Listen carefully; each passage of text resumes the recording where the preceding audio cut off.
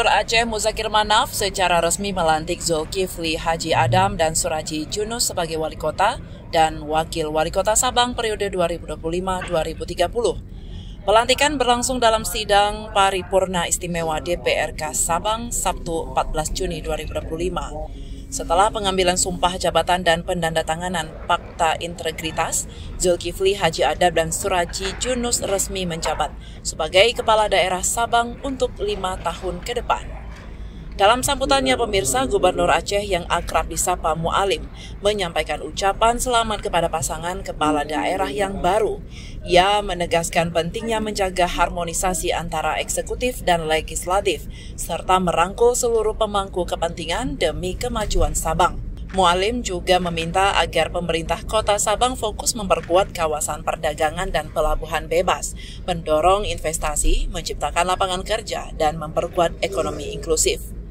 Sabang menurutnya harus menjadi simpul strategis logistik dan perdagangan di Indonesia bagian barat, sekaligus terus mengembangkan sektor pariwisata secara berkelanjutan tanpa mengabaikan kelestarian alam dan budaya lokal.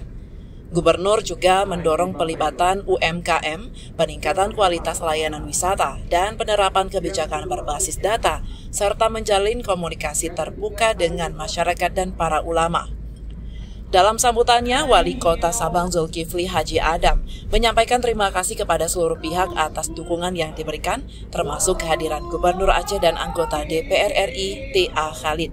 Ia juga mengungkapkan adanya potensi besar di perairan Sabang, termasuk penemuan lokasi sumber minyak terbesar di dunia di kawasan Laut Andaman sejak tahun 2015. Zulkifli optimis letak geografis Sabang di Selat Malaka membuka peluang besar di sektor logistik dan pelabuhan. Jika potensi ini dikelola dengan baik, Sabang bisa menjadi bagian penting dalam perekonomian global. Pelantikan ini menjadi momentum awal untuk membawa Sabang menuju arah pembangunan yang lebih inklusif dan berkelanjutan dengan sinergi penuh antara pemerintah daerah dan provinsi. Dari Sabang, Kanal Inspirasi TV melaporkan.